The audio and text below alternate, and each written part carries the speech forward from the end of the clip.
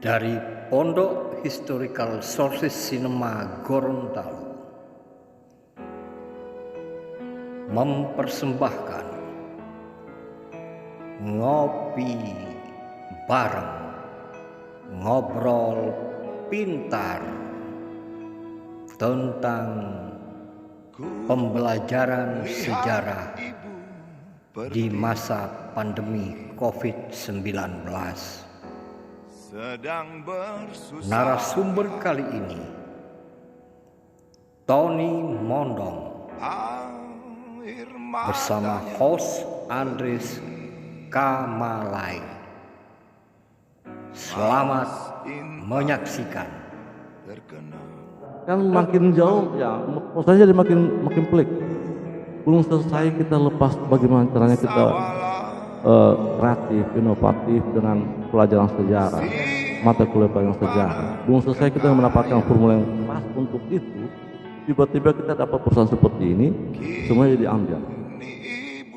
Barangkali ada teman-teman kita sudah mempersiapkan materinya, kita rumuskan seperti ini kalau di kelas, tiba-tiba sebenarnya nggak bisa lagi, karena dia harus masuk ke dalam, harus sediakan media, sediakan internet, sediakan gadget, komputer, ya handphone. Sementara sebagian kita ada mengucap dengan itu. Iya benar. Kan? Iya banyak yang siap. Banyak yang siap, itu dari siswa, guru, dosen. Bahkan maaf guru besar juga mungkin ada belum siap. Iya benar.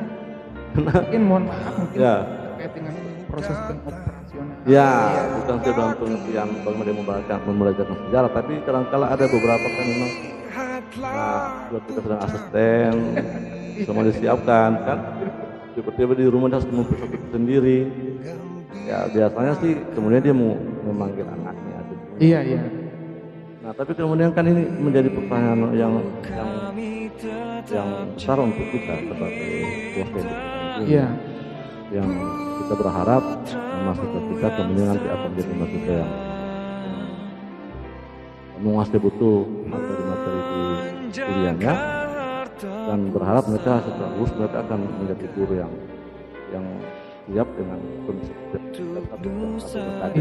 Nah sekarang ini kita harus berpikir bahwa bagaimana kemudian kita meramu supaya meskipun kita bisa memaksimalkan sehingga pekerjaannya belum yang kita bawakan ini. Nah ini itu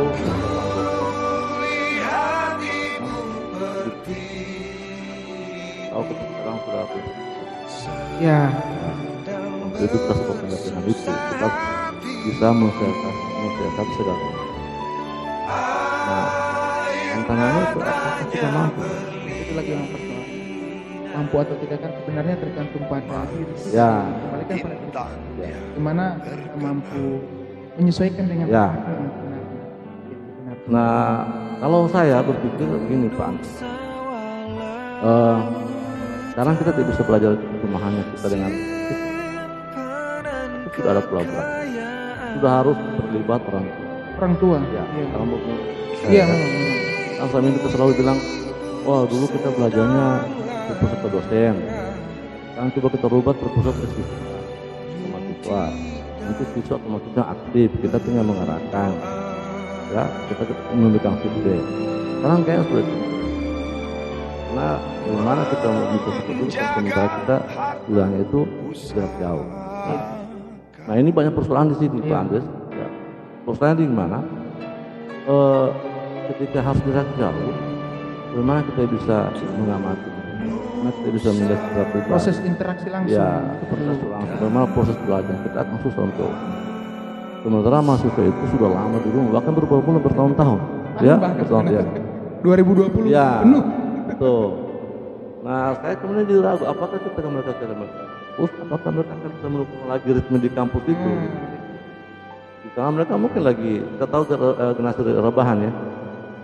Itu muncul, ini COVID ini luar biasa Pak Andres ya. Ketika COVID muncul, mulai muncul istilah-istilah yang baru juga. Kemarin kita ada generasi milenial, sekarang muncul generasi rebahan. Ya itu karena ya Angkatan COVID. angkatan COVID. Itu karena kita menduga ketika mereka lagi belajar, mereka sambil tidur sambil mendengar dosen mengajar. Karena rata-rata ketika di kelas itu mereka mematikan video kameranya gitu ya. Padahal orang berpikir, wah ini generasi rebahan sambil tiduran sambil belajar gitu. Ya. Itu tantangannya di situ. Bersyukur tidak ketiduran lagi. Ya begitu Pak. Nah itu tadi kalau tadi Pak Anies tanya bagaimana sih sekarang kita sekarang di mengajarnya di masa COVID ini, ya itu tadi mau tidak mau kita butuh media. Itu media. Ya. Selama ini kita selalu bilang dosen itu harus kita menguasai teknologi informasi gitu ya. Tapi kita juga paham kadang-kadang tidak selalu kan itu. Ada yang terjebak dengan kuliah ceramah. Kuliah ceramah, ya. benar. Sampai lupa, ya mungkin kenal, misalnya banyak yang dipikirnya dia keluarnya itu lewat ceramah gitu ya. Kadang-kadang sampai lupa menggunakan media tadi, padahal itu sangat penting. Nah sekarang, Banyak media-media ya, dalam proses pembelajaran. ya betul. Nah sekarang hanya kita dipaksa untuk itu, dipaksa untuk menggunakan media tadi. Mau tidak mau kita harus menggunakan media tadi, entah itu dari handphone,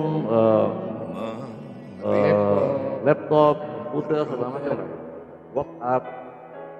Harus familiar dengan Instagram, Facebook, ya sebagai itu boleh dikatakan sebagai sumber belajar juga ya, media Mau tadi. tidak mau, mohon maaf, harus punya WhatsApp. Betul sekali. Nah, ya itu problemnya Pak Andres tadi ya. Andres tidak mungkin zaman sama kita mensiasati. Yang jelas mungkin sebagai pengajar terlalu bisa memberikan terbaik untuk siswa ataupun siswa. Begitu pula saya kira guru-guru itu pasti juga. Tentunya mereka juga sudah seperti yang Pak Tony katakan tadi, sudah mensiasati berbagai macam hal terkait dengan proses ini. Ya. Pertama penggunaan media. Ya, itu penting. Media pembelajaran. Ya. Yang penting. Tapi Pak Tony efektivitasnya itu seperti apa Nah, Pak? itu, Terkait dengan media pembelajaran diterapkan dalam konteks jarak jauh. Ya. Kebetulan saya tidak tahu apakah sudah perintah seperti itu ya. Tapi kalau kita teliti pasti kita punya gambaran yang jelas ya. Iya. Tapi mungkin kita bisa menduga-duga. Gitu ya. Misalnya, apakah bisa efektif? Saya juga agak susah memberikan jawaban yang tepat karena memang saya pribadi belum meneliti seperti itu.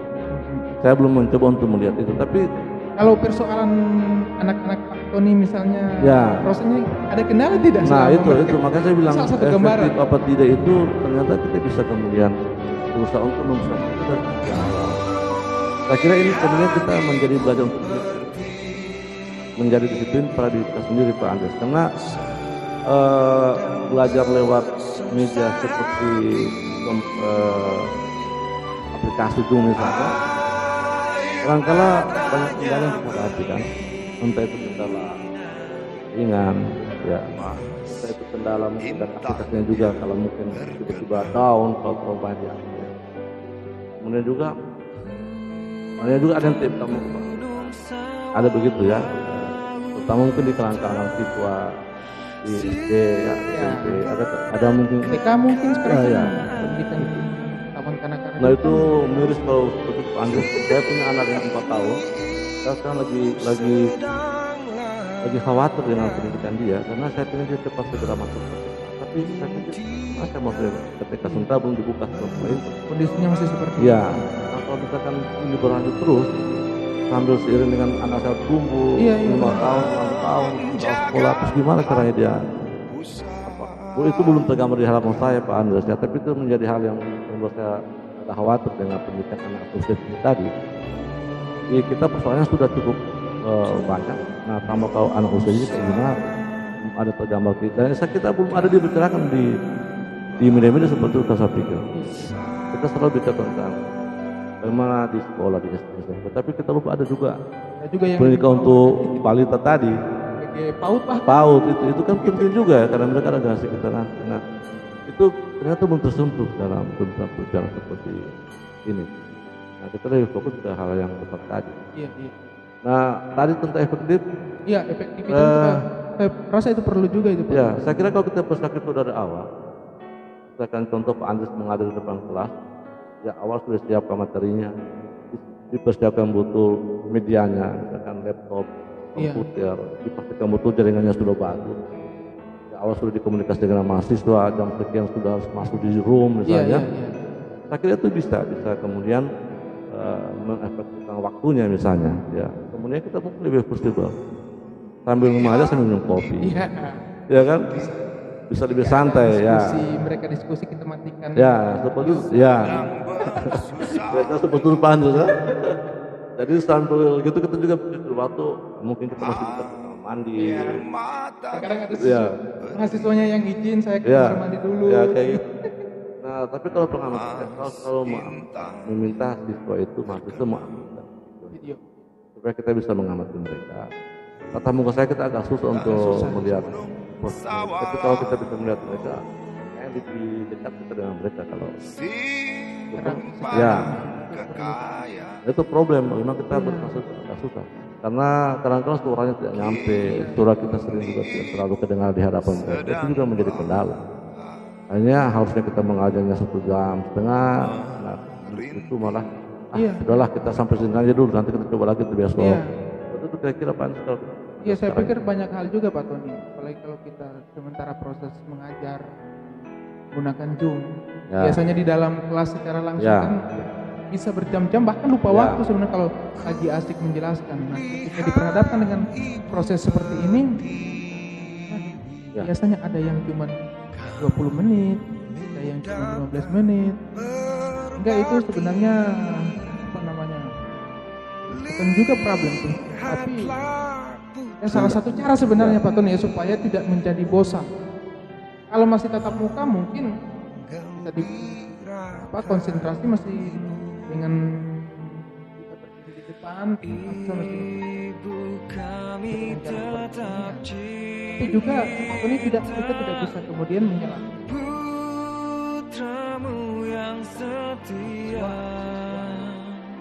seperti ini. Tadi juga Pak Tony mungkin sudah menyinggung terkait dengan lokasi tentu yang tidak mendapatkan jaringan, mungkin seperti itu Pak Tony. Ya, saya pernah pengalaman begitu Pak ini. Ketika itu tahun pertama di mahasiswa PPL. Dan lokasi itu di Kecamatan Bukit. Saya kira sebagian besar sudah dapat sinyal HP ya. Tapi memang kebetulan desanya dia tidak punya dia. Dan dia harus ke pantai. Dan saya sempat kali ketika dia buka video ini, dia lagi di pantai, sampai teriak, mengajak ke itu ya. Ya, dengan suara ombak dan dia teriak di situ. Saya langsung acungan jempol, saya luar biasa. Kamu luar biasa karena dia dengan sesuatu alam yang seperti itu tetap berusaha untuk menentukan diri yang terbaik dalam ujian PPL itu. Kemarin saya menuju PPL itu. Terpaksa lewat jarak jauh, lewat daring. Dan itu memang untuk lebih cermat melihat dia dalam memberikan dari ketika lagi mengajar, dan itu tantangan besar untuk mereka yang lagi di situasi yang seperti itu. Dan maksud kemudian jadi terlatih untuk itu dia Pak Andis. Jadi dia jadi bisa mensiasati. Pokoknya bagaimana caranya dia harus bisa untuk mengajar, tapi dia teriak, "Assalamualaikum warahmatullahi wabarakatuh." Kayak gitu. Oh, saya waktu itu sempat ya, bangga, terharu karena mereka serius untuk bisa tampil dalam PPL itu. Ya, pengalaman saya. Saya kira mereka juga makin lama makin terbiasa dan awalnya mereka adil, lama mereka merasa kita pun bisa belajar ini. Jadi pelan-pelan saya melihat mereka sudah mulai serius, mulai terbiasa dengan keadaan, dan kayak tadi sudah mulai ketemu bahwa meskipun jauh tapi mereka mulai bisa enjoy gitu. Tinggal mungkin kita bagaimana meramu itu supaya kelihatannya tidak membosankan. Tadi kan sejarah itu sangat membosankan, menonton biasanya. Ya, jadi tinggal bagaimana kita sebagai dosen yang kemudian menjadikan itu sesuatu yang menjadi fun. Kedepannya ya. Itu bisa dijadikan sebagai patokan mahasiswa, melihat bagaimana perilaku mengajar dari dosennya, kemudian itu diterapkan ketika bisa. dia menjadi seorang guru ya. Dan saya pikir juga saya pikir adalah apa ya? Selama ini saya pikir mahasiswa tidak terlalu berkutat dengan IT sebelum pandemi. Biasanya hanya pada saat mengerjakan makalah, mengerjakan tugas. Tapi di era sekarang ini mau tidak mau mereka mengerjakan banyak hal melalui internet Ya. misalnya, mendownload berbagai macam materi, dan ini sebenarnya bonus. Kalau dilihat dari sisi positif, ini adalah sebuah bonus. Kira-kira bagaimana Ya. menurut Pak Tony seperti itu? Dengan begitu mereka tidak hanya mendapatkan ilmu pengetahuan dari kita pengajar, tapi bisa dari banyak hal mereka dapat ya. Mereka bisa belajar sendiri lewat banyak kayak ruang guru. Iya, benar. Ya. Kalau mahasiswa mungkin mereka masuk ke jurnal. Jadi sebenarnya sumber belajarnya makin bertambah. Ya. Ya, jadi mereka dapat dari kita. Saya malah khawatir jangan mereka lebih dulu tahu daripada kita. Ya kan? Ya, sebenarnya banyak hal dan kemudian mereka banyak mendapatkan informasi dan bahkan mungkin apa yang mereka dapat kita makan belum baca, jangan seperti itu gitu. Sehingga itu jadi tantangan juga kita juga sebagai pengajar, Pak Andri. Karena mahasiswa ini makin pintar sebetulnya. Ya, karena karena mereka sumber belajarnya sudah berkembang. Internet makin terbuka ya. Meskipun beberapa hal terkesan negatif, tapi di banyak positifnya sebenarnya. Kalau memang mau gunakan itu, nah seperti sekarang kan, kadang-kala mereka memastikan Google itu kan, sehingga kadang-kadang saya sering bilang, ini pasti jangan-jangan jawabannya ada Google ini. Tapi oke lah, it's okay itu ya, karena mereka dalam proses belajar, apapun itu mereka berusaha untuk bisa mendapat pengetahuan dari situ. Itu yang paling penting. Ya, itu yang penting, dan kita yang nanti akan mengarahkan. Saya pikir juga Pak Tony sudah datang berbakti, lihatlah putra-putri. kalau dulu itu kan mungkin Ya, sebenarnya kalau di download Gembirakan kan bentuk ibu, disediakan. ya, Itu salah satu bagian dari kami tetap ya. Bahkan Pak Andres, kami di Prodi itu memang rencana mau begitu. Jadi insya Allah kami di Prodi Sejarah UNY itu pengen sekali memfasilitasi mahasiswa dengan menyediakan file-file PDF. PLPD. Ya, file PDF. tapi Yang berisi memang- materi-materi Ya, yang materi-materi. Ya, artikel-artikel tertentu. ya. Bahkan kami berusaha materi-materi yang kita pakai dalam pembelajaran di kelas itu akan kita PDF-kan dan mereka bisa mendownload. Iya. Itu kita akan berusaha sampai ke sana. Mungkin kita akan coba bicarakan di prodi bermain teknisnya karena ini nanti kan berkaitan dengan masalah plagiat. Itu Iya. kami khawatir. Yang paling Iya. harus dihindari. Ya, itu akan kami hindari yang sampai kami kemudian nanti bakal dianggap sebagai menyebarkan tanpa izin dari kita memiliki tulisan Iya. misalnya. Sehingga kami berusaha mencari lagi kira-kira bagaimana supaya ini menjadi hal yang legal. Entah kita izin ke penulis, tapi biasanya pas sudah lempar ke publik ya berarti sudah milik bersama. Iya. Ya kan, sekitar seperti itu. Karena PDF itu kan ada yang gratis, memang digratiskan, ada yang berbayar. Kalau berbayar berarti kita memang harus banyak, tapi kita berusaha hindari itu, karena kita memfasilitasi mahasiswa maka kita biarlah kita membayar kemudian mahasiswa gunakannya gratis. Juga saya pikir selama ini kalau buku PDF itu gratis. Ya. Saya lihat ada juga yang berbayar. Ada yang berbayar, makanya kita harus hati-hati. Ada itu harganya Pak, sama dengan harga Ya. pada umumnya. Nah itu kalau kita lihat di Google Buku itu kan ada memang ditulis Ya. bukunya, tapi ada juga yang digratiskan, ya kan? Atau kita bisa dapatkan buku kita pada keluarga, saya seperti itu. Harusnya ini bisa dipikirkan oleh kami di Prodi bahwa meskipun ini gratis, tapi mereka punya segala macam sumber belajar, entah itu internet, entah dari Prodi menyediakan akses untuk PDF-PDF yang sudah dilegalkan Iya, itu. Atau punya kita yang misalnya mana aja dan kita PDF-kan itu bisa di-download gratis oleh mereka. Itu kan kemudian makin memperkaya mereka punya sumber belajar selain dari internet tadi. Dan itu kan harusnya kita bicarakan di kelas ketika kita lagi mengajar di kelas. Saya pikir ini juga bukan hanya persoalan di dosen juga, mungkin Ya. guru-guru. Ya itu harusnya seperti itu, ya harusnya seperti itu. Zaman sekarang kita tidak bisa melakukan teknologi informasi. Dan itu kita harus, ya, Kita sekarang sudah mulai menghadapi. ya itu kita belum 4.0 belum selesai, kita Belum sudah selesai. ada lagi yang ini. Sudah ada lagi. Nah sementara yang ini belum selesai. Persoalan yang ini belum selesai. Jadi ada lagi. kayak seperti model kiamat ini Pak Andres. Kalau diburu-buru kita diburu sudah cepat selesai. Ya tapi harusnya kita santai saja dengan kondisi seperti ini. Karena saya lihat seperti COVID sekarang orang sudah mulai santai. Meskipun informasi tentang kematian COVID sangat banyak, tapi orang juga kelihatan mulai udah aja. Tapi yang penting Ya, kita foto dasar tadi memakai kita. masker dan lain sebagainya yang dianjurkan. Sebetulnya kami berharap segera dibukalah untuk perubahan buka pembelajaran Harapan karena kita sebenarnya ya, Pak Tony. karena itu lebih baik dalam pembelajaran kita biasa. Karena apapun itu Pak Andres, teknologi secanggih apapun tidak bisa menggantikan posisi guru. Ya, iya, tidak bisa menggantikan posisi guru. Karena guru itu bukan robot. Ya, karena guru itu dia selain mentransfer pengetahuan, dia juga mentransfer nilai-nilai. Ya, itu yang nah kita kadang-kala saya yakin anak-anak itu mulai kangen dengan sekolah, kangen dengan guru-guru yang baik, ya kan, kangen dengan guru-guru yang baik hati. Dengan guru-guru, bahkan guru-guru yang galak juga. Ya, kayak gitu. Dan guru-guru juga kangen dengan anak didiknya, itu pasti. Nah itu saya bilang tidak bisa digantikan oleh apapun. Walaupun seorang guru pengajar itu tidak akan dengan siapapun. Mau secanggih apapun teknologi tidak akan bisa menggantikan itu. Ya, itu perlu kita bahas dan obrolan. Sebenarnya itu juga adalah bagian dari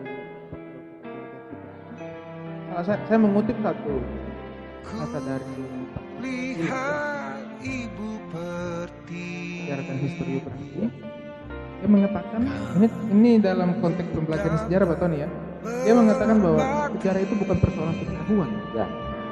Persoalan kita bukan hanya persoalan pengetahuan, tapi kesadaran. Ya itu Itu yang tadi. paling penting sebenarnya.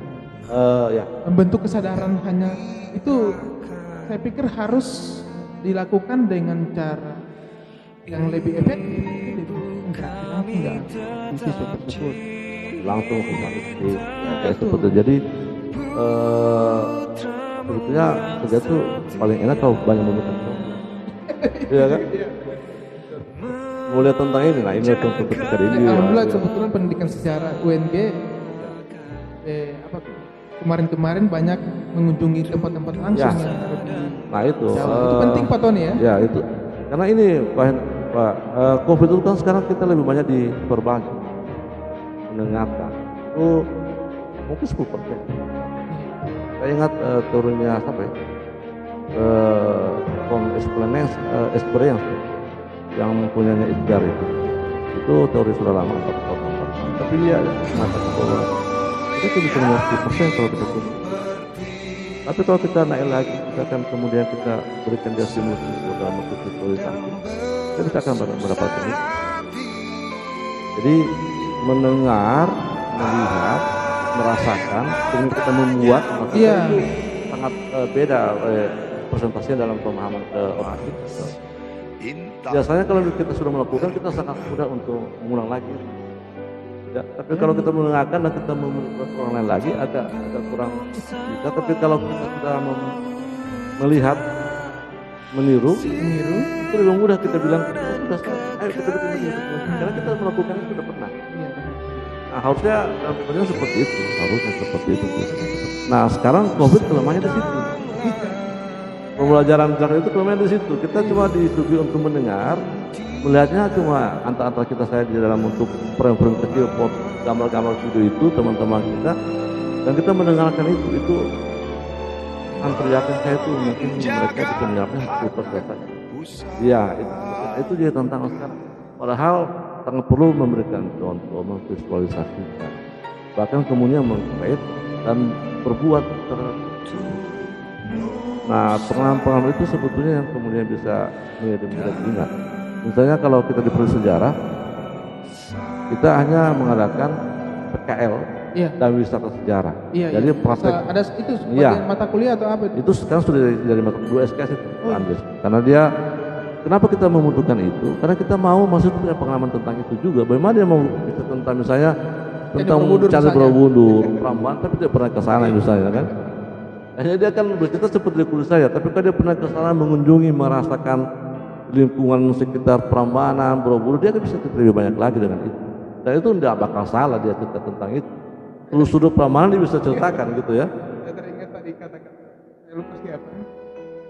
Saat guru mengajar materi tentang kerajaan, ini adalah Candi Borobudur. Ditanya oleh seorang siswa, ibu pernah ke sana? Belum. Nah itu. Jangan seperti itu nanti. Makanya alhamdulillah kita di prodi sejarah itu selalunya kalau mau PKL itu itu PKL dan wisata sejarah ya. Kita selalu arahkan ke tempat-tempat yang di luar lingkungan kita. Ya, di pelajaran sejarah kita kan selalu bicara tentang yang di luar itu. Ya, karena di dalam buku-buku teks sejarah itu didominasi oleh sejarah yang ada di Pulau Jawa. Tidak bisa dipungkiri bersama. Semuanya bahan dasarnya ke sana. Prambanan, Borobudur, Keraton dan lain sebagainya, kerajaan-kerajaan. Nah, itu yang maksud saya harusnya untuk itu ya kita juga gitu ya. Sambil itu di tempat kita mengembangkan pembelajaran berbasis kearifan lokal. Supaya mahasiswa kita bisa merasakan betul lingkungan dia seperti apa dan dia bisa merasakan itu dengan baik. Ya. Jadi pengalaman itu sepertinya menurut saya ya nanti kemudian akan bercerita yang sendiri ya, pengalaman tadi. Kunjungan ke tempat-tempat itu hanya mendapat pengalaman sehingga dengan sangat baik dia bisa menceritakan kembali itu. Itu begitu kalau menurut saya. Luar biasa sebenarnya. Juga pengalaman teman-teman itu ketika mereka mencoba, mereka pada satu grup itu Prancis, mereka mau menguji apakah kalau kita melakukan mode-mode pembelajaran berbasis, apakah berhasil di pembelajaran jarak jauh. Ini sudah pernah. Iya. Coba. Itu dicoba oleh beberapa orang saja yang kemudian pengen mengeksperimentasi. Ternyata sangat susah untuk mencapai ketuntasan seperti diharapkan biasanya kalau lagi tetap. Sayangnya itu kita tidak bisa bentuk jurnal, harusnya itu bisa dijurnalkan, kita bisa ditulis dan bisa masukkan ke jurnal supaya bisa oleh orang lain juga yang membaca itu. Apakah dengan itu kemudian ada bentuk tentang itu. Tapi saya kira banyak penelitian tentang perbedaan seperti itu. Di prodi sejarah juga ada beberapa judul studi yang memang mengarah ke masalah-masalah pembelajaran jarak. Sekarang itu kita bisa disebut supaya menjadi bahan bagi kita juga untuk evaluasi nanti. Jadi kalau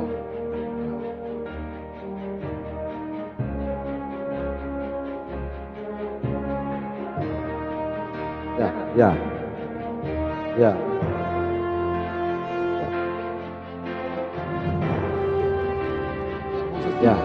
Ya, kami kemudian membuka peluang itu untuk para mahasiswa. Meskipun kami membatasi jumlah yang mengambil tema-tema itu, tapi bagi kami dengan dia mengambil itu, apalagi dengan tempat dan kondisi yang berbeda, saya kira juga akan menimbulkan yang berbeda. Bahkan ada yang mengambil di Papua, kemudian di kota itu, saya yakin hasilnya akan berbeda. Kan kondisinya, ya, misalkan kita akan berbeda juga. Nah itu sebenarnya memang kami kumpulkan menjadi bahan untuk kami sebagai evaluasi juga seperti itu. Jadi maksud itu sebenarnya bagi kami itu adalah agen. Ya, agen perubahan.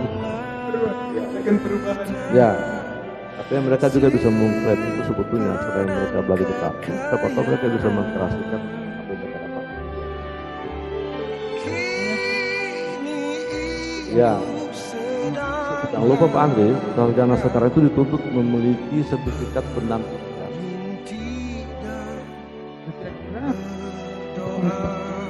Ya itu tadi, dia harus mengikuti banyak hal di luar kampus, kegiatan-kegiatan. Mas Menteri kan sudah memutuskan kampus proyek untuk belajar tadi dan memberikan kesempatan kepada mahasiswa untuk belajar di prodi lain, antara prodi, antara universitas. Nah itu kemudian nanti kan menjadi pengalaman mereka. Seperti dengan itu mereka dapat sertifikat dan apa, itu kemudian bisa dijadikan sebagai pendamping jasa. Misalnya program mengajar di desa, itu kan program mereka belajar. Itu luar biasa Pak Adris, selain mereka dapat dibiayai, ya, dapat bonus gratis juga SPP. Ya, karena SPP-nya 24 juta lah dikasih. Kemudian dapat uang saku di lapangan di desa tadi, dan bonusnya itu dia bisa mengkonversi nilai tadi, nilai pengalaman di tempatnya dia. Itu dikonversi ke dalam bentuk SKS.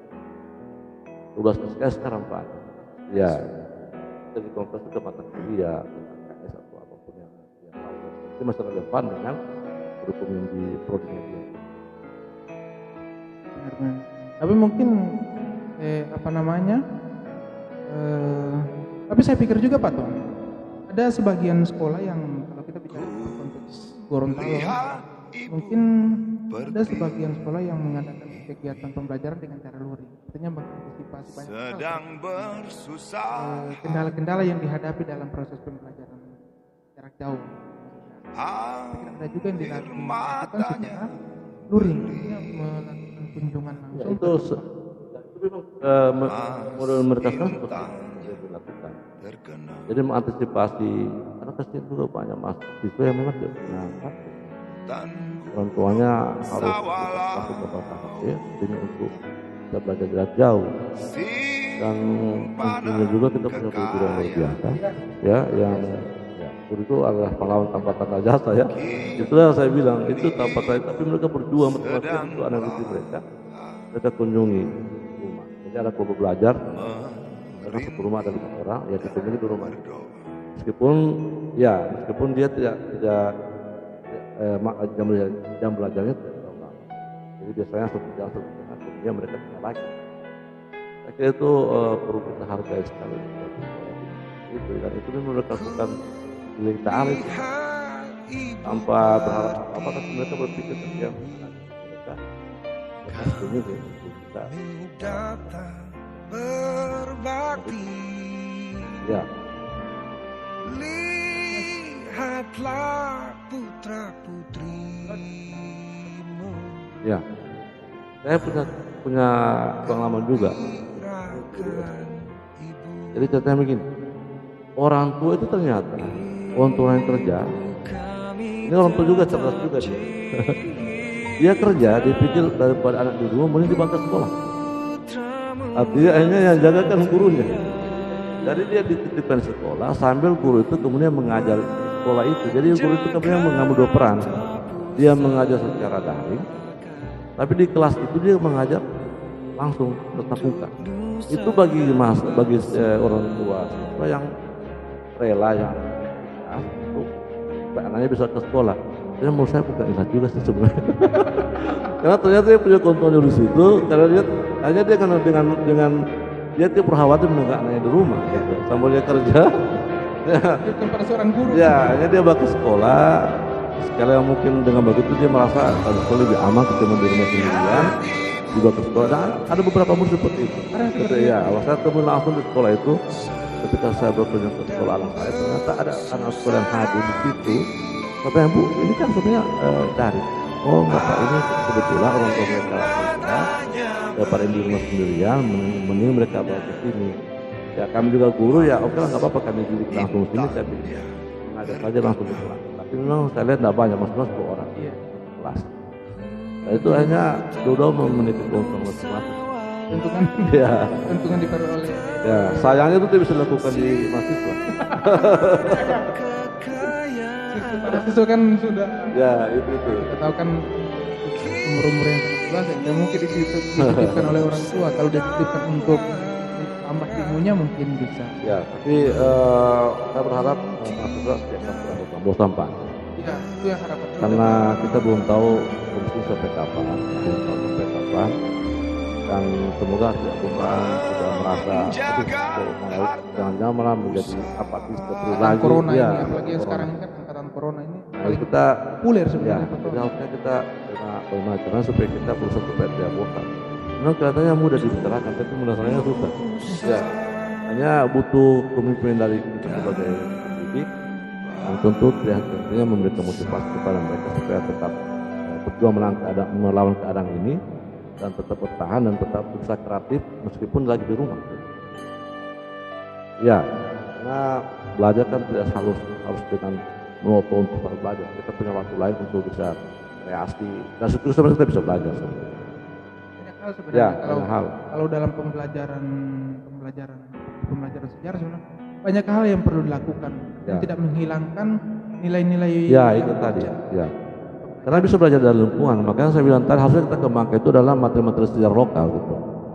Jadi lingkungan itu yang kemudian kita pelajari dan kita bisa mengamati itu. Mau tidak mau kan hanya metode mengajar kita jadi berubah kan. Misalkan awalnya mengajar untuk ceramah hanya kemudian kita memberikan proyek.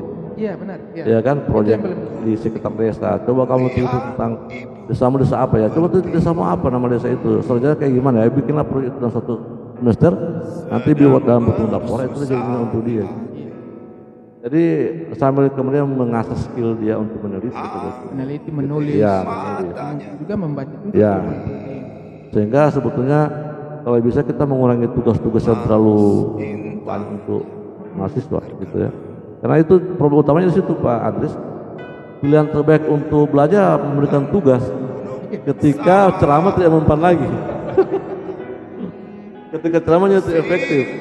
Kayaknya sudah tugas ini, tugas kerja kayak ini, bikin review ini, kayak gitu. Ya, apalagi kita kemudian membintangkan jaringan. Oh, nggak ada jaringan, sudahlah kita bikin tugas saja, gitu kan. Daripada begitu, mending kita buat project lagi. Jadi, karena sekarang kan memang yang dimau oleh perguruan tinggi sekolah itu kan memang ke sana, Pak. Jadi mata kuliah itu berbasis project. Ya, jadi kita nanti diusahakan ada outcome yang dihasilkan oleh mahasiswa.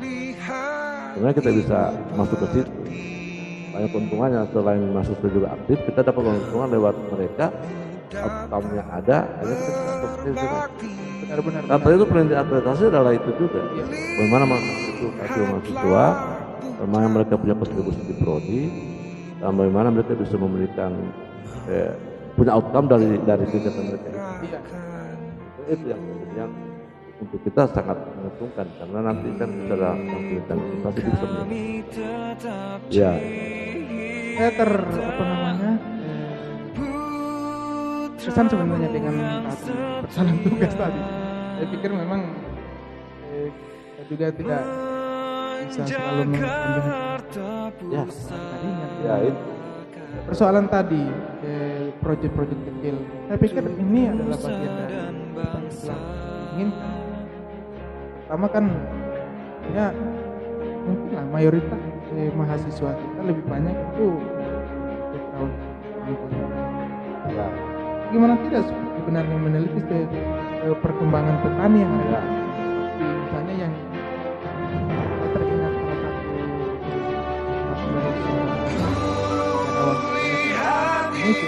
salah satu Ya. kita lebih menekankan bagaimana peran petani walaupun konteks yang ditulis dalam disertasi beliau adalah pemberontakan petani. Ya. Petani Banten itu petani itu bisa dijadikan sebagai ladang penelitian sebenarnya. Bisa mahasiswa harus mengimprovisasi dirinya. Kemudian bagaimana mengembangkan skill pengetahuan dan menulis. Ya. Sebenarnya dia bisa melatih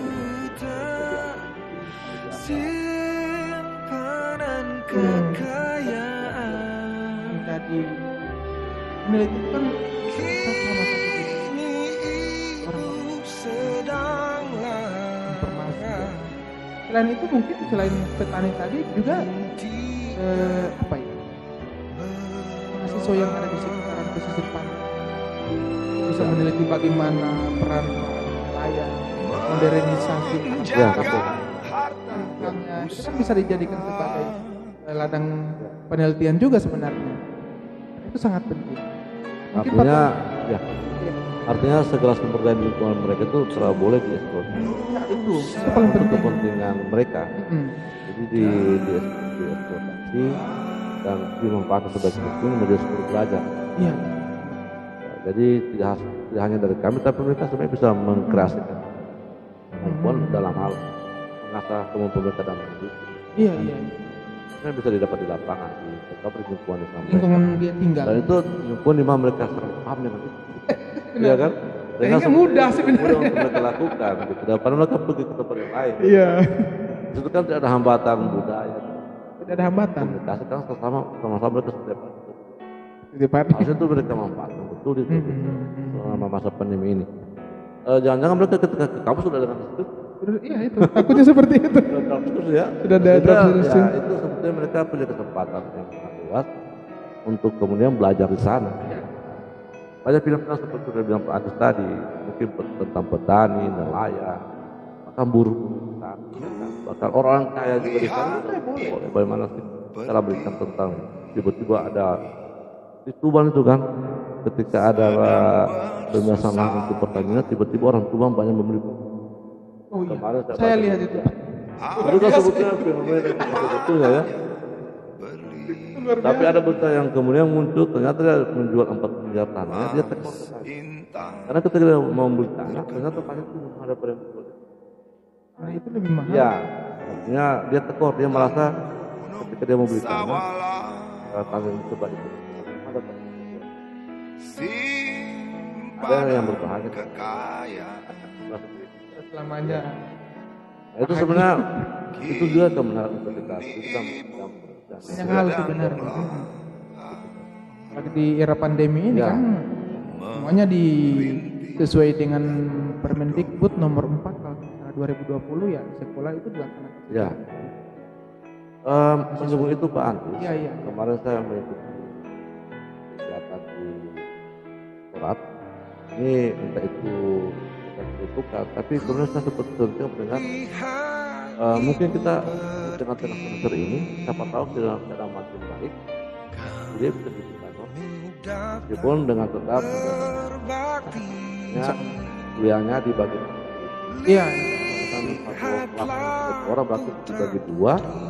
Saya kuliah langsung pulang, tidak ada lagi cerita kumpul-kumpul di depan kelas, di kampus, kemudian diganti dengan kelas yang lain.